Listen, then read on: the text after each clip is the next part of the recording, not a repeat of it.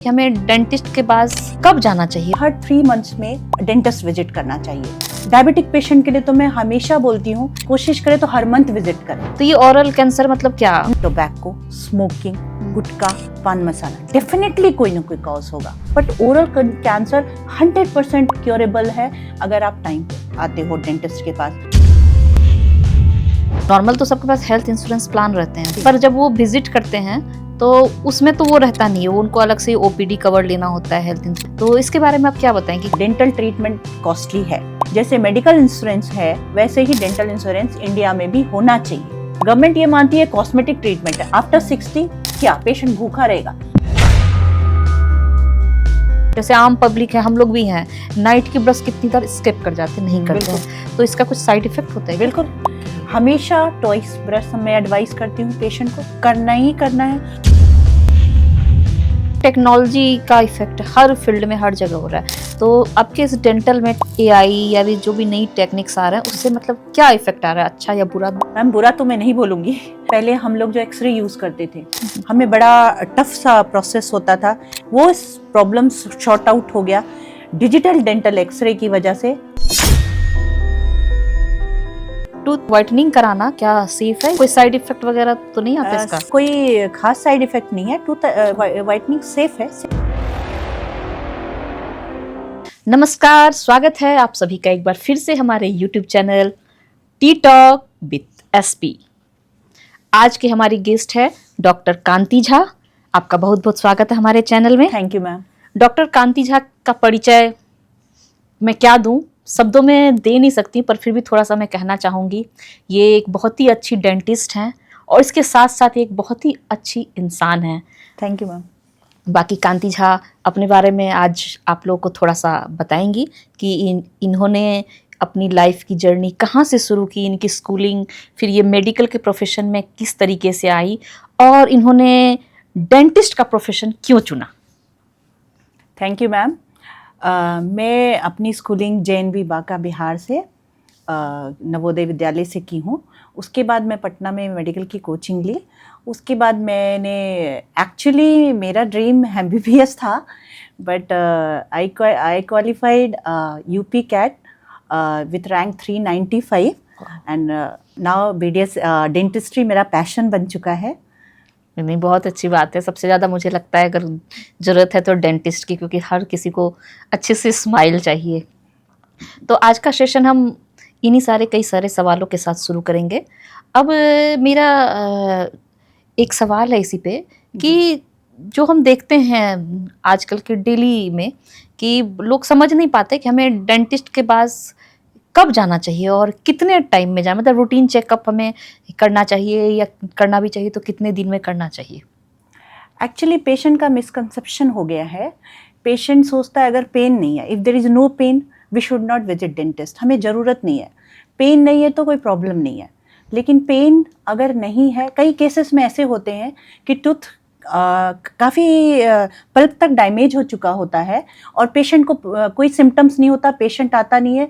जब तक पेशेंट हमारी क्लिनिक तक विजिट करता है टीथ कंप्लीट डैमेज हो चुका होता है। दूसरा मिसकंसेप्शन पेशेंट का ये होता है कि अगर हम ब्रश हार्डर करेंगे, ब्रशिंग हार्डर क्लीन बेटर, ये मिसकंसेप्शन भी है पेशेंट का। लेकिन उसका ऐसे कंडीशन में पेशेंट का एनामल डैमेज होता है, गम डैमेज होती है, बहुत सारी पेरिडोंटल प्रॉब्लम, अपने लैंग्वेज में पायरिया बोल सकते हो, और आपके इनामल लॉस की वजह से पेशेंट को बिना किसी टूथ डैमेज की सेंसिटिविटी स्टार्ट हो जाती है। कई केसेस में इतनी सीवियर सेंसिटिविटी होती है कि पेशेंट रूट कैनाल तक पहुंच जाता है विदाउट एनी टूथ कैविटी। तो पेशेंट को इसके लिए अवेयर होना चाहिए कि हमें डेंटिस्ट को हर 6 मंथ विजिट करना ही करना है, just for early diagnosis and prevention of oral diseases. तो जैसे कुछ कॉमन मतलब डिजीज जैसे कैविटीज, जर्म्स वगैरह, इनके बारे में मतलब आप थोड़ा सा विस्तार से बताएंगे कि ये कैसे लोग समझेंगे कि हमको ये सारी बीमारियां हो रही है या इसकी शुरुआत हो चुकी है? एक्चुअली बहुत सारे केसेस में मैं पहले बताइए आपको पेन होता है। पेन होता है तो पेशेंट को पता चल जाता है, लेकिन अगर आप कई पेशेंट नहीं अवेयर होते हैं, ओरल हाइजीन मेंटेन नहीं करते, इग्नोरेंस होता है ओरल हेल्थ का, ऐसे केसेस में हम पेशेंट को रिकमेंड करते हैं कि हर 3 मंथ्स में डेंटिस्ट विजिट करना चाहिए। बिकॉज अगर आप if you are diabetic patient के लिए तो मैं हमेशा बोलती हूँ कि अगर कोशिश करें तो हर मंथ विजिट करें, हर मंथ विजिट करें। मतलब dentist डायबिटिक को। पेशेंट को बिल्कुल, ज्यादा खतरा है। बिल्कुल डायबिटिक पेशेंट की हीलिंग डिले होती है। सपोज अगर उनका हमने एक्सट्रैक्शन किया, नॉर्मल आपके कंपैरिजन में डायबिटिक पेशेंट की हीलिंग डिले होगी। इम्प्लांट सर्जरी है, आपके कंपैरिजन में कई बार इम्प्लांट रिजेक्ट हो जाता है। Poor oral health, poor gum disease, मतलब गम डिजीज कह सकते हो, kind of gum disease, periodontal disease, layman में आप लोग पायरिया बोलते हो कि पेशेंट को पायरिया हो गया, दैट्स हाँ, कुछ स्मेल जैसे आने लगती है कुछ। बिल्कुल बिल्कुल, ये सारी माउथ, ये बहुत सारी चीजें ऐसी होती है जो पेशेंट को मालूम होता है, पेशेंट इग्नोर करता, हमें पता नहीं चला। डेफिनेटली पेशेंट को पता होगा। हाँ, वो कुछ घरेलू नुस्खे अपनाने लगते हैं गम ब्लीडिंग होगी, माउथ स्मेलिंग होगी, पुअर ओरल हाइजीन की वजह से कहीं ना कहीं कैविटी होगा, गम एसिडिंग होगी, टूथ ब्रशिंग के टाइम में ब्लीडिंग होगा। बहुत सारे सिम्टम्स होते हैं जो पेशेंट को मालूम होता है, वो इग्नोर करते हैं। ओरल कैंसर है, ओरल कैंसर में कहते हैं कि स्टेज 4 चला गया। मैं नहीं मानती। अगर पेशेंट अवेयर है, छोटा सा आप कह सकते हो, पेशेंट अपने लैंग्वेज एक बोलता है मिसकंसेप्शन इसमें ये भी है कि लोग कहते हैं जो ऑरल कैंसर है, मतलब ये मतलब आम पब्लिक जो है, जो मेडिकल के या डॉक्टर और जिसकी फैमिली में नहीं हो, लेमैन में, वो कहते हैं ऑरल कैंसर स्मोकिंग, ड्रिंकिंग, ऐसे ये तो मेरा बेटा या मेरी बेटी या मेरी बहू या मेरे बेटा जो भी हो रिलेशन, वो कहते हैं ये तो ना ड्रिंक करती थी ना स्मोक करते थे, फिर लोग कहते थे कि नहीं ये तो इस फील्ड में है, करती ही होगी, आपको पता नहीं होगा, इसलिए। तो ये ऑरल कैंसर मतलब क्या? नहीं, ओरल कैंसर का कॉज है टोबैको, स्मोकिंग, गुटखा, पान मसाला, डेफिनेटली कोई ना कोई कॉज होगा। मैं मान ही नहीं सकती। पेशेंट ने अगर कंप्लीट ओरल हाइजीन मेंटेन किया है, टोबैको की हैबिट नहीं है, स्मोकिंग की हैबिट नहीं है, तो उसे ओरल कैंसर है नहीं। अर्ली डायग्नोसिस, अगर डेंटिस्ट के पास पेशेंट आता है तो अगर अर्ली डायग्नोसिस होती है, डेफिनेटली 100% वो पेशेंट बचेगा। आपका डायबिटीज 1% क्योरेबल नहीं है, आपका हाइपरटेंशन क्योरेबल नहीं है, आप इसको मेंटेन कर सकते हैं, अपनी लाइफस्टाइल से इसको मेंटेन कर सकते हैं। बट ओरल कैंसर 100% क्योरेबल है अगर आप टाइम पे आते हो डेंटिस्ट के पास। बिकॉज अगर अर्ली डायग्नोसिस होगी, छोटा सा पेशेंट बोलता है कि जब मेरे पास 3-4 ओरल कैंसर के पेशेंट आए हैं, जब बिल्कुल आपके यहाँ तक चला गया, नेक तक, उस कंडीशन में पेशेंट आए हैं। कहते मैम शुरू में फूला टाइप का हुआ, हमने केमिस्ट से दवाई ले ली और हमने खा लिया, वो बढ़ता चला गया, फिर भी उसने डेंटिस्ट विजिट नहीं किया। लेकिन जब किसी ने मेरा रिकमेंडेशन दिया, जब पेशेंट मेरे पास आई तो स्टेज 4 तक जा चुका था। तो ऐसे कंडीशन में पेशेंट भले हम ट्यूमर को निकाल देंगे लेजर, डायोड लेजर से, लेजर के थ्रू उसको रिमूव कर देंगे, बट बहुत लॉन्ग लाइफ तो नहीं है, हम एक सर्टेन लाइफ उसको दे सकते हैं। लेकिन अगर आप अर्ली स्टेज 1 स्टेज 2 तक आते हो, आप, इसलिए मैं हर पेशेंट को कहती हूँ कि अगर आप डेंटिस्ट विजिट हर 6 मंथ करते हैं तो आपके ओरल कैंसर, आपके जितने गम डिजीजेज, आपकी कैविटी, कोई भी प्रॉब्लम वो शॉर्ट आउट हो सकता है। अच्छा, इसमें एक और सवाल इस पे है, आपने कहा कि हर मंथ विजिट करें, तो अब लोगों को लगता है कि हर मंथ हमें तो कुछ है नहीं, पैसे कर, नॉर्मल तो सबके पास हेल्थ इंश्योरेंस प्लान रहते हैं 10 लाख, 20 लाख, 50 लाख, पर जब वो विजिट करते हैं तो उसमें तो वो रहता नहीं है, उनको अलग से ओपीडी कवर लेना होता है हेल्थ इंश्योरेंस में, उसके अंदर कवर होता है कुछ। तो इसके बारे में आप क्या बताएं कि क्या रहे? बिल्कुल मेरे पास कई पेशेंट बहुत पुअर ओरल हेल्थ कंडीशन में आते हैं, और definitely no doubt oral dental treatment costly है, बिकॉज हम जिस क्वालिटी की मटेरियल यूज़ करेंगे उस क्वालिटी का पेशेंट, उस हिसाब से पेशेंट के चार्जेस होते हैं। बट कई पेशेंट की ओरल कंडीशन इतनी पुअर होने के बावजूद भी वो अफोर्ड नहीं कर सकता ट्रीटमेंट को। ये गलत है। जैसे मेडिकल इंश्योरेंस है वैसे ही डेंटल इंश्योरेंस इंडिया में भी होना चाहिए। पेशेंट को वो सारी फैसिलिटीज मिलनी चाहिए, बिकॉज ये सोचते हैं कि अगर सपोज आप बताओ, अगर आप कार्डियक पेशेंट हो, ठीक है, अगर आपका ओरल कंडीशन बहुत पुअर है, क्या आपके कार्डियक डिजीज इंप्रूव होंगे? नहीं। अगर आप इम्यूनो कॉम्प्रोमाइज पेशेंट हो, क्या अगर आप ओरल ट्रीटमेंट कराने में समर्थ नहीं हो, if you are already cardiac patient, तो क्या ऐसे कंडीशन में क्या होगा? और वर्सन होगा, बिकॉज ओरल बैक्टीरिया जो है आपके ब्लड स्ट्रीम के थ्रू हार्ट तक जाएगा, वहां इन्फ्लेमेशन करेगा, कार्डियोवास्कुलर डिजीज और बढ़ेगा, कंडीशन और खराब, और कंडीशन वर्सन होगी। तो डेंटल इंश्योरेंस होना चाहिए। मैं ऑस्ट्रेलिया 2012 में फॉर 6 मंथ्स रही हूँ, मैंने देखा 100% कवरेज है ऑस्ट्रेलिया में। अच्छा, ऑस्ट्रेलिया में डेंटल जो मेन प्लान है उसमें ही कवर है? हाँ बिल्कुल, 100% कवरेज है। वो लोग बहुत अवेयर हैं क्योंकि 100% कवरेज है। वो लोग जाते हैं, ओपीडी से लेकर हर ट्रीटमेंट उनका फ्री है। मैं सिडनी मेन सिटी इंडिया में जैसे ओपीडी के साथ तो मिलता है, पर मेन इंश्योरेंस प्लान में नहीं रहता आपके इंडिया में ओपीडी मिल जाती है, आपकी स्केलिंग का मिल जाता है, आपकी फिलिंग के मिल जाते हैं, एक हद तक बहुत ही कम कॉस्ट रूट कैनाल के देते हैं, जिसमें पेशेंट को कई बार अपने जेब से भी लगाना पड़ता है। लेकिन बाकी कॉस्मेटिक ट्रीटमेंट गवर्नमेंट ये मानती है कॉस्मेटिक ट्रीटमेंट है। अगर बच्चे का सपोज बच्चा 12 साल से 20 साल के बीच में है और उसके स्पेसिंग है, क्राउडिंग है, बाइट इशू है, वो प्रॉपर बाइट नहीं कर पाता, तो ऐसे केसेस में हम ऑर्थो ट्रीटमेंट करना मैंडेटरी है। That is little bit costly. कैसे पेशेंट अफोर्ड करेगा? और अगर आपने उस टाइम उसको क्योर नहीं किया तो लाइफ टाइम उसको ओरल प्रॉब्लम होगी, पूरी लाइफ के लिए उसके लिए प्रॉब्लम क्रिएट हो जाएगी। कैविटी होगी, क्राउडिंग है, प्रॉपर ब्रशिंग नहीं हो पाएगी, टूथ के बीच में ब्रश नहीं जा पाएगा, क्राउडिंग है, एक दांत के पीछे एक दांत, एक पीछे एक दांत। ऐसे केसेस में क्या करेंगे? गवर्नमेंट इंश्योरेंस देती नहीं क्योंकि ये कॉस्मेटिक में वो इंक्लूड करती है। बट सारी मुसीबतों की जड़ तो यहीं से स्टार्ट हुई। बच्चा 12 साल का है, उसके टूथ आगे पीछे हैं, प्रॉब्लम है, स्पेसिंग है, बाइट प्रॉपर नहीं कर पाता। लाइक क्लास 1 बाइट होती है कि ऊपर का जॉ नीचे के जॉ से प्रॉपर ऑक्लूड करता है, और पेशेंट मुंह बंद कर रहा है, उसका प्रॉपर ऑक्लूजन नहीं है। तो ऐसे केसेस में प्रॉब्लम तो बढ़ती रही और फॉर लाइफ टाइम बढ़ती रही। तो इसका कवर होना चाहिए। नंबर 2, इम्प्लांट सर्जरी के लिए भी इम्प्लांट गवर्नमेंट कवर नहीं करती, कॉस्मेटिक है। ठीक है, एक एज तक हमारे पास टीथ है, आफ्टर 60 क्या पेशेंट भूखा रहेगा? पेशेंट खाना को पीस पीस के खाएगा? नहीं ना। तो ऐसे केसेस में हम डेंचर, मुझे लगता है कि आफ्टर 60 कहते हैं कि बच्चे और बूढ़ों का स्वभाव एक जैसा हो जाता है, तो उनकी जो डिजायर होती है मैं ये खाऊं वो शायद बच्चों की तरह हो जाती है। That should be continued. क्यों हम उनके खाने पीने का रोक करेंगे? उन्हें हरी सब्जियां खानी है, उन्हें चने चबाने हैं। वो चाहते हैं कि जो यंग टाइम उस समय उन्हें लगता है और शौक होता है, क्योंकि लोग ज्यादातर उसके बाद या तो रिटायर होते हैं या रिटायरमेंट ले लेते हैं, तो उनके पास टाइम मिलता है उन्हें अच्छे से खाने का। हाँ, पेशेंट अगर कहीं फॉरेन कंट्री जाता है, उन्हें non veg, patient non vegetarian है, वहाँ नॉन वेज उन्हें खाने का मन होता है, वो नहीं खा पाते, कॉम्प्रोमाइज हो जाती है। तो इसको कवर करना चाहिए गवर्नमेंट को, इसके लिए जरूर सोचना चाहिए। तो आपने बहुत अच्छी बात कही कि मतलब सारे इंश्योरेंस में जो मेन इंश्योरेंस पॉलिसी है उसमें ही डेंटल ऐड करना चाहिए। बिल्कुल। ओपीडी तो बहुत लोग लेते भी नहीं है या फिर कहते हैं तो लेते हैं, और डेंटल कितनी प्राइमरी हो तो अपने बहुत ज्यादा इंपॉर्टेंट है। अच्छा, एक चीज और इसमें कॉमन है, जैसे आपने कहा कि दांतों में फंस जाते हैं, ब्रश नहीं करते, तो नॉर्मली देखते हैं कि जैसे आम पब्लिक है, हम लोग भी हैं, नाइट की ब्रश कितनी बार स्किप कर जाते हैं, नहीं करते हैं, और रात में जैसे नॉन वेज स्पेशली जो चिकन मटन वगैरह या कुछ ऐसी रेशेदार सब्जियां जो खाती हैं, जो वेजिटेरियन भी हैं, तो उनके जो रेशे होते हैं वो दांत में फंस जाते हैं, कभी कभी वो थोड़ा दर्द भी देता है। तो क्या अगर हम इमीडिएट इसको क्लीन ना करें तो इसका कुछ साइड इफेक्ट होता है? बिल्कुल, आपके गम डिजीज इश्यूज बढ़ना शुरू हो जाएगा, गम प्रॉब्लम स्टार्ट हो जाएगी। हमेशा टॉइस ब्रश मैं एडवाइस करती हूँ पेशेंट को करना ही करना है, और फ्लॉसिंग उससे भी ज्यादा इंपॉर्टेंट है। आपने ब्रश किया, पेशेंट फ्लॉसिंग के बारे में उसको स्किप ही कर देते हैं। आप चाहे आपकी फ्लॉसिंग अवॉइड करती हूँ। हाँ बिल्कुल, इस तो मैं फ्लॉसिंग थोड़ा आप अच्छे से समझाएं, क्योंकि बहुत आम लोग समझते भी नहीं कि उसमें करना क्या है।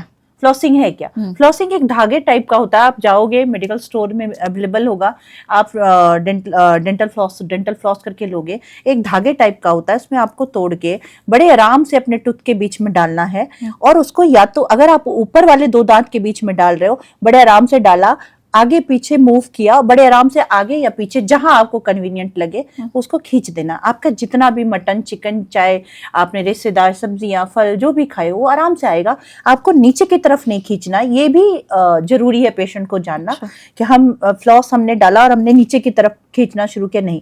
आपका फॉरवर्ड बैकवर्ड मूवमेंट होना चाहिए। Same in the lower jaw, आपने टूथ के बीच में फ्लॉस को डाला, बड़े आराम से मूव किया, आगे की तरफ खींच लिया, आपका जो भी है वो बाहर आ जाएगा। तो फ्लॉसिंग बहुत इंपॉर्टेंट है, क्योंकि ब्रश आपका 40% प्लाक मिस कर देता है, जो कि फ्लॉसिंग आपका रिमूव। और आम पब्लिक इस काम के लिए मुझे लगता है कि कभी नीम की तिली, अगरबत्ती की तिली, कभी मैं बिल्कुल रेकमेंड नहीं करती। फ्रूट्स खाने वाले जो होते हैं, वो गम रिसीडिंग करता है, को यूज करके, और वो गैप हो जाते हैं टीथ में। बिल्कुल, वो गैप इंक्रीज करता है, गम रिसीड करता है, गम को घिसना शुरू कर देता है, आम लैंग्वेज में आप बोल सकते हैं।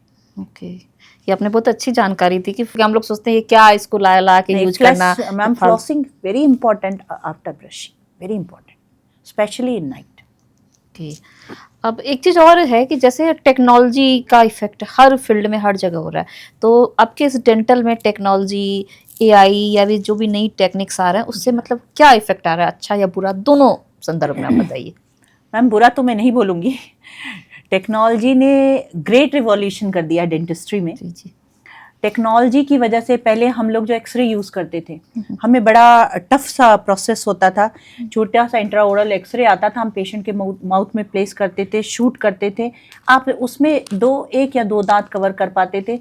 फिर एक हमारा डेवलपर, फिक्सर, वाटर, इस तरह का हमारा एक सॉल्यूशन रेडी रहता था। हर 2 मिनट्स सब में डाल के हम फिर एक्सरे डेवलप करके फिर हम देखते थे, अच्छा पेशेंट की ये कंडीशन है या रूट कैनाल कर रहे हैं, अच्छा हमारी फाइल यहाँ तक गई है। वो प्रॉब्लम शॉर्ट आउट हो गया। डिजिटल डेंटल एक्सरे की वजह से हमारा जो है रेडिएशन रिड्यूस हुआ सबसे पहला।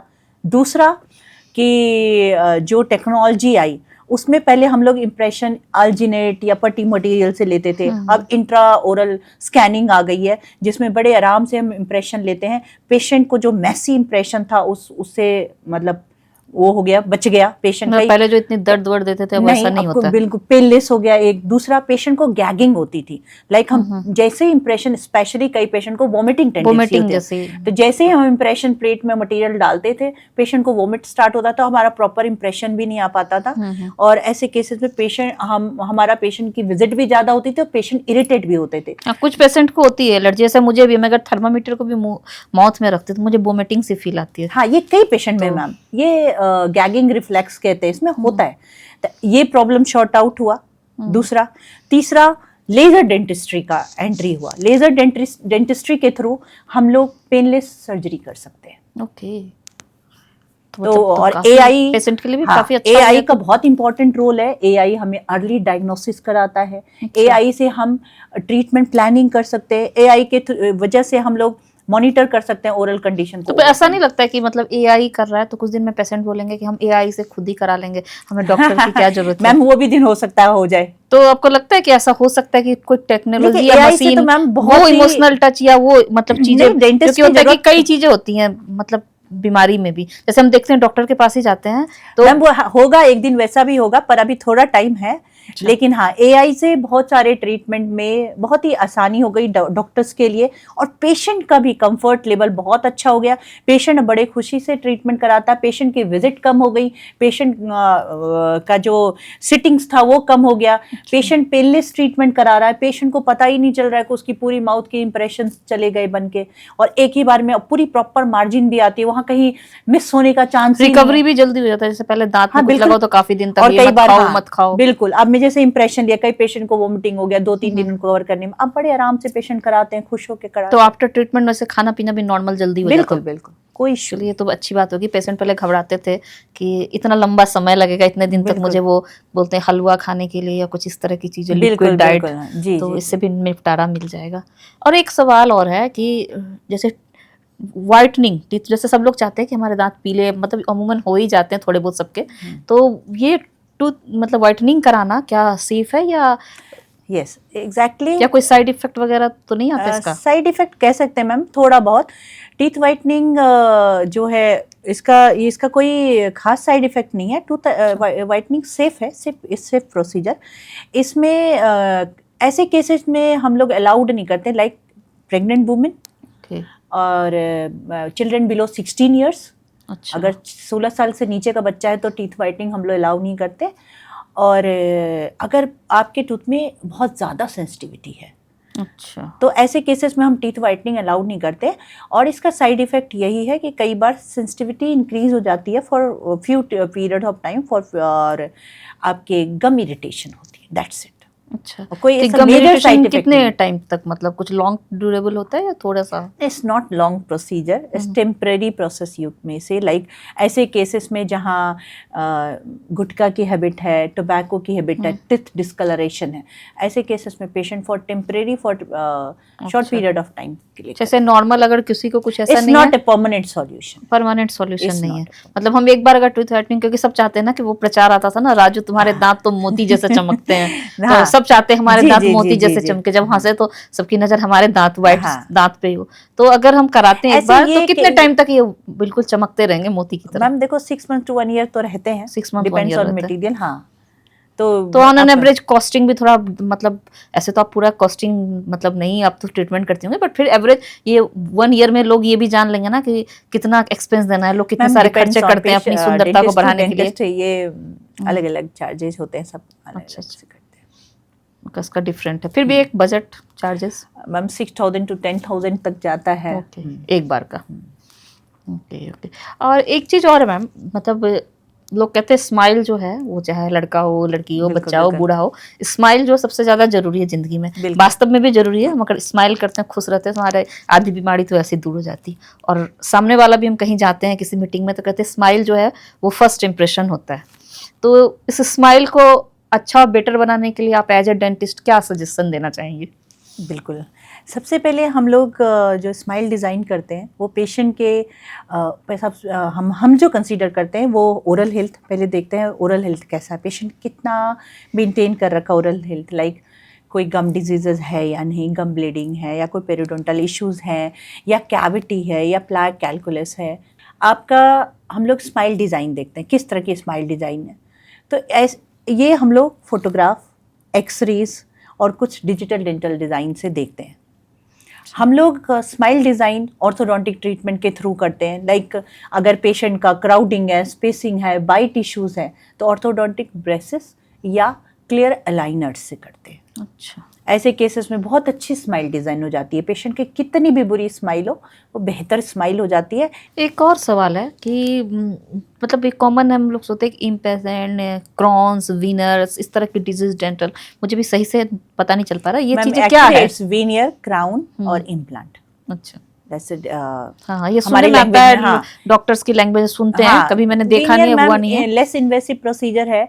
एक थिन शेल होती है जो कि हम लोग टूथ के एंटीरियर सरफेस पे बॉन्डेड कर देते हैं, बॉन्डिंग कर देते हैं फॉर बेटर क्या कह सकते हैं, शेप के लिए, बेटर कलर के लिए। लाइक अगर एंटीरियर सरफेस टूथ का गंदा है, कहीं से चिप ऑफ है, अच्छा नहीं है, तो वीनियर के थ्रू हम उसको एक अच्छे डिज़ाइन दे सकते हैं। इसमें कोई मैसिव प्रोसीजर्स नहीं है, पेशेंट इसको ऑप्ट करता है क्योंकि लेस इन्वेसिव है, कोई प्रॉब्लम नहीं है। ये हमारा वीनियर है। क्राउन जो होता है वो हमारे एंटायर टूथ को कवर करता है। लाइक जैसे टूथ डैमेज हो गया, हमने आरसीटी करवाई तो उसको कवर करने के लिए, सो दैट हमारा नेचुरल टूथ प्रिजर्व रहे, तो उसके ऊपर हम लोग क्राउन प्लेस कर देते हैं फॉर 10 ईयर्स, 15 ईयर्स, कई बार 20 ईयर्स भी चल जाता है। Number 3 implant. इम्प्लांट जो होता है वो मिसिंग टूथ को रिप्लेस करता है। जब आपके कोई टेथ आपने एक्सट्रैक्शन करा लिया, बिल्कुल ही डिकेट था, आपके पास ऑप्शन नहीं था कि आप आरसीटी करा के, क्राउन करा के उसको बचा सकते हो। ऐसी सिचुएशन में वो टूथ नहीं था, आपने थोड़ा डिले कर दिया डेंटिस्ट विजिट करने में, तो ऐसे कंडीशन में हम लोग इम्प्लांट प्लान करते हैं। इम्प्लांट प्रोसीजर में इम्प्लांट और ब्रिज के भी डिफरेंस मैं अभी एक्सप्लेन करूंगी इसके बाद। इम्प्लांट में हम लोग मिसिंग टूथ को रिप्लेस करते हैं। ऐसे सिचुएशन में टाइटेनियम आपका पोस्ट होता है जो कि हम लोग सर्जिकली जॉ में प्लेस करते हैं और फॉलोड बाय द क्राउन, उसके ऊपर क्राउन लग जाती है, तो लाइफ टाइम सॉल्यूशन हो जाता है ऑलमोस्ट, अगर पेशेंट ओरल हाइजीन मेंटेन करे तो। स्मोकर्स, टोबैको च्यूइंग के लिए मैं कोई गारंटी नहीं दे सकती, बट अगर आपका प्रॉपर ओरल हाइजीन है तो कई बार पेशेंट 15 ईयर्स तक कोई कंप्लेन नहीं करता है। और इसके पहले, इम्प्लांट आने के पहले ब्रिजेस के कंसेप्ट से ऐसे केसेस में ये होता था पेशेंट थोड़ा कॉस्ट इफेक्टिव है, इम्प्लांट इज कॉस्टली प्रोसीजर, कई लोग नहीं अफोर्ड कर पाते, तो ऐसे केसेस में ब्रिजेज, पहले ब्रिजेज होते थे, ब्रिजेज में जैसे क्राउन है, जब एक से ज़्यादा हम करते तो वो ब्रिज हो जाता है। तो ऐसे केसेस में जैसे मिसिंग टूथ है तो पेशेंट क्या कहता था कि मैम दोनों टूथ का सपोर्ट लेके हम लोग ब्रिज देते थे, दोनों टूथ को कट करके। मतलब एक खराब है तो दो और खराब करना है साथ में। अच्छा, क्योंकि हम दोनों टूथ का आपने कटिंग किया, क्योंकि आप जब दोगे तो एक अलाइनमेंट में दोगे ना, तो आप दोनों टूथ का एज ए अबटमेंट सपोर्ट लोगे, तो दोनों टूथ को कट करके फिर उसी शेप में 3 क्राउन बन के आता था, फिर नीचे बीच वाले को सपोर्ट होता था। अब इम्प्लांट टेक्नोलॉजी जो आई, इम्प्लांट प्रोसीजर हुआ, तब हम 2 दांत को बिना छेड़े सिर्फ बीच में एक इम्प्लांट प्लेस कर देंगे, उसके ऊपर क्या। अच्छा, मतलब जो एक्स्ट्रा खराब करने होते थे अब वो प्रोसीजर जरूरत नहीं है, बिल्कुल भी नहीं। तो मतलब तो पेशेंट, इवन थोड़े पुअर पेशेंट भी होते हैं, वो भी इम्प्लांट ही ऑप्ट करना चाहते हैं, वो भी नहीं चाहते कि मेरा 2 हेल्दी दांत, क्योंकि जो सही है उसको क्यों खराब करना। डेफिनेटली। अच्छा, तो ये चीजें कॉस्मेटिक सर्जरी के अंदर आ जाती हैं क्या? कंसिडर करते हैं इम्प्लांट को कॉस्मेटिक में, बट करना नहीं चाहिए, मेरे अकॉर्डिंग करना नहीं चाहिए। ये कवर्ड होना चाहिए।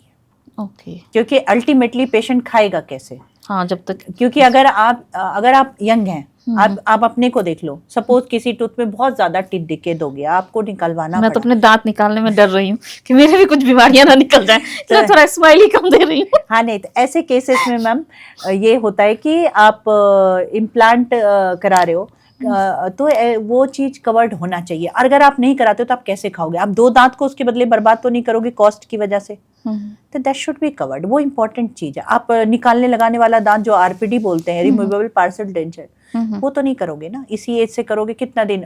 और आरपीडी हाँ, वो तो बार बार परेशानी भी लगता है, बार आप बार रोज लगाओ, निकालो, आप निकालो रात में सब। कटोरे में पानी डालो, उसमें डालो, that's an issues, it should be covered in insurance.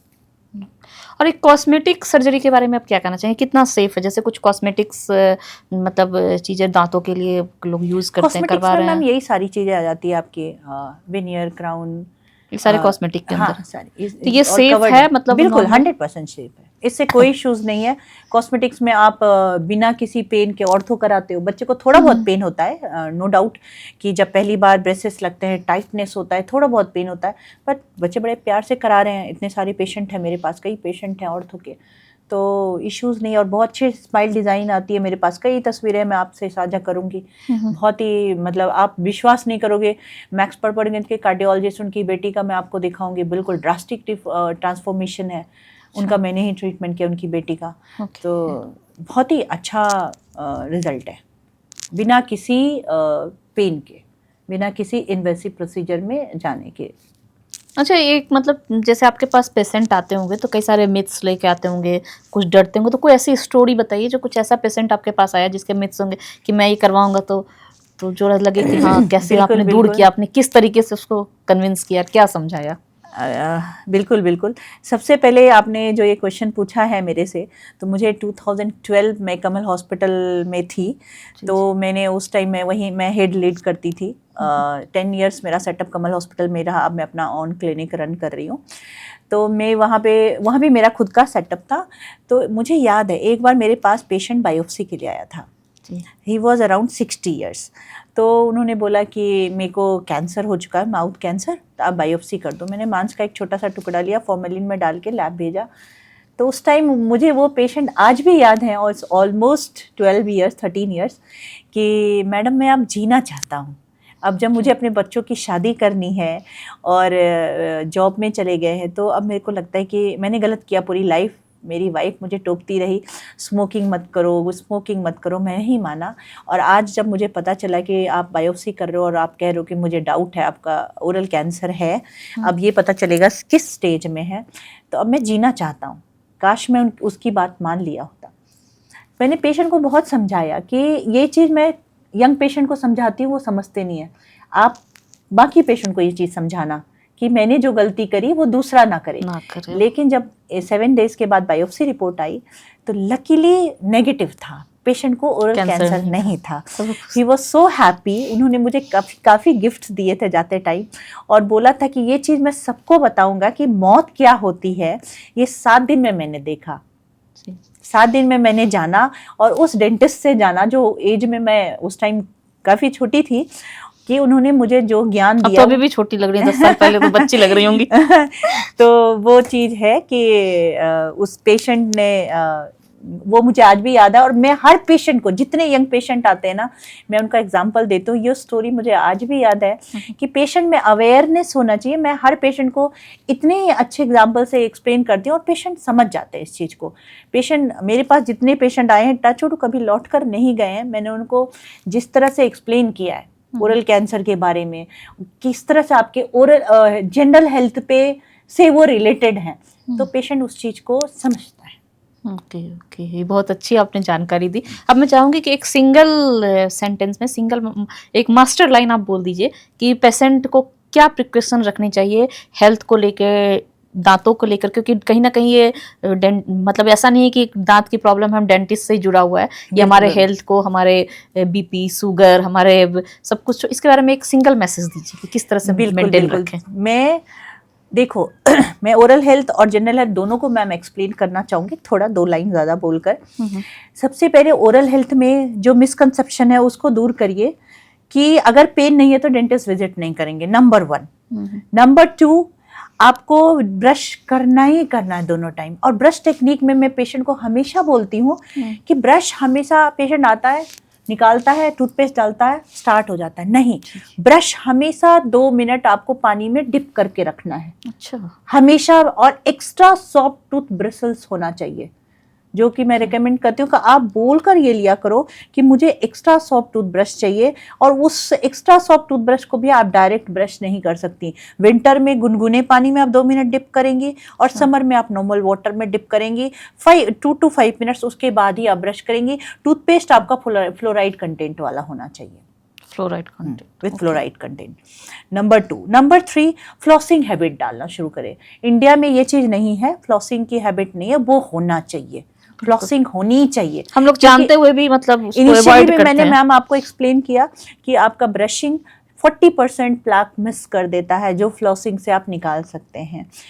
आपको वार्म सलाइन रिंजे, गुनगुने पानी में नमक डाल के कुल्ले की हैबिट होनी चाहिए। अगर आपने ये माउथ वॉश अपना लिया अपनी लाइफ में, तो आप डेंटिस्ट विजिट नहीं करेंगे कभी कोई मेजर प्रोसीजर लेकर के। लाइक अगर आपने सुबह गुनगुने पानी में नमक कुल्ला किया और रात में सोने के पहले ये हैबिट डाली, this is the best mouth wash, मैं हर पेशेंट को रिकमेंड करती हूँ।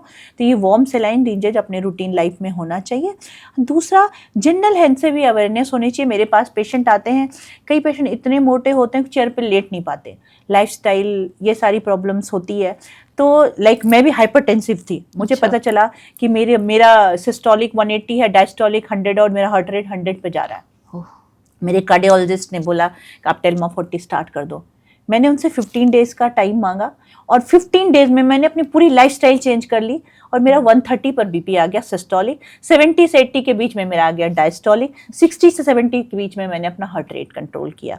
मैंने अपने डाइट प्लान से, मैंने अपने वॉक से, लाइक 10 किलोमीटर्स मेरा टारगेट रहता था कि सुबह 5 किलोमीटर्स चलना है, रात को सोने के पहले 5 किलोमीटर्स चलना है। मैं इवनिंग मील नहीं ले, आफ्टर 6 PM मैं मील नहीं लूँगी कुछ भी। बहुत ज़्यादा भूख लग रही है आपको तो आप मखाने ले सकते हैं, आप घर का बना हुआ वेजिटेबल सूप ले सकते हो, लेकिन उसके अलावा आप कोशिश करें, आप मिल्क प्रोडक्ट बिल्कुल अवॉइड कर दीजिए। 15 इयर्स के बाद मुझे नहीं लगता बॉडी को मिल्क प्रोडक्ट की जरूरत है। चाय बंद कर देनी चाहिए। चाय बिल्कुल नहीं, मैं तो बिल्कुल नहीं कहूँगी मैम कि मिल्क में डाला हुआ टी जाते ही वो जहर बन जाता है, तो वो एसिडिटी सबसे ज़्यादा क्रिएट करता है। तो कोशिश करें ग्रीन टी, हर्बल टी, इन सब चीज़ को लेने का। मैंने खुद अपना वेट 7 kg वेट लूज़ किया अपने लाइफस्टाइल से, और मेरा बीपी नॉर्मल नवरात्र तक आते आते 110 पे चला गया। तो मैं मेंटेन रखती हूँ, मेरा बीपी 110 to 130 मेंटेन रहे। मुझे तो नवरात्र में लगता है मेरा वेट बढ़ ही जाता है, और क्योंकि खाने पर मैम कंट्रोल नहीं होता है वो, क्योंकि वो सारी चीज़ें जो मार्केट की होती है कोशिश करें अवॉइड करने की। मैं मार्केट की चीज़ें नहीं लेती, मैंने सारे जंक फूड छोड़े, मैंने लाइफस्टाइल चेंज किया। अब मेरे पास पेशेंट आते हैं, मैं बोलती हूँ मैं गारंटी लेती हूँ आपके हाइपरटेंशन, आपके डायबिटीज़, आपके थायराइड की, लेकिन आपको मेरा लाइफस्टाइल अपनाना पड़ेगा। कई पेशेंट ने ऑप्ट भी किया है, कई पेशेंट ने ऑप्ट भी किया है, और कई केसेस में होता है। अभी मेरे पास एक डायलिसिस के पेशेंट सीधा ICU से आए थे कि उनको सीवियर टूथ पेन हो गया। उनको किसी ने सजेस्ट नहीं किया, अपने मन से किट्रॉल DT लेते रहे, और उनका क्रेटिनिन 10+ चला गया। तो ऐसे के वो बहुत बुरा हाल हो गया, और पेशेंट ऑलरेडी किडनी ट्रांसप्लांट करा चुका था, उसके बाद भी डायलिसिस पे था, और लेकिन सीवियर टूथ पेन हुआ, तब उनको किसी ने बताया नहीं, किट्रॉल लिया। आपको एक चीज़ ज़रूर बताऊं, अगर आप किडनी पेशेंट हैं तो बिना डेंटिस्ट और अब बिना अपने नेफ्रोलॉजिस्ट के परमिशन के बगैर कोई भी पेन किलर नहीं लें। जी, आपने बहुत बिल्कुल भी ना लें। अल्ट्रासेट सेफ है, आप ले सकते हैं, लेकिन उसके अलावा किट्रॉल तो बिल्कुल ही कॉन्ट्राडिक्शन है, आप नहीं ले सकते। तो पेशेंट ऐसे सिचुएशन में आया मेरे पास, मतलब ऐसी सिचुएशन थी कि मैं कैसे इनका रूट कैनाल करूं, LA दूं नहीं है इस कंडीशन में, बिल्कुल ICU से आया हुआ पेशेंट था। फिर भी मैंने ट्राई किया, प्रीमोलर था, बिना LA के मैंने उनका रूट कैनाल किया, टचवुड बहुत सक्सेसफुल हुआ। बहुत खुश हैं वो पेशेंट कि फर्स्ट टाइम मेरा डॉक्टर ने इतना लेस इन्वेसिव प्रोसीजर के थ्रू मेरा रूट कैनाल किया, और वो परफेक्ट है। चलिए, बहुत अच्छी बात है। इतने ज़्यादा सीरियस पेशेंट को आपने इतने कम समय में सही कर दिया। आपका हमारे शो में आने के लिए बहुत बहुत धन्यवाद। आपने बहुत अच्छी जानकारी दी, और साथ साथ मैं तो ये भी आपकी तारीफ करूंगी जाते जाते कि आपने नॉर्मल लोगों को डेंटिस्ट के पास नहीं जाना चाहिए, इसके उपाय भी बता दीजिए। लेकिन जबकि आम अगर कोई बहुत लोग होते हैं वो चाहते हैं कि लोग डेंटिस्ट के पास ज्यादा से ज्यादा जाएं, पर आपने ऐसे कुछ होम टिप्स भी दिए कि डेंटिस्ट के पास कम जाने की जरूरत पड़े, ये बहुत कम लोग देते हैं। आपका बहुत बहुत धन्यवाद हमारे शो में आने के लिए। Thank you, ma'am. और आगे भी हम और भी प्रोग्राम के साथ आते रहेंगे, हमारा शो आप जरूर देखते रहिएगा। और नाम तो आप सबको याद ही होगा, टी टॉक विथ SP।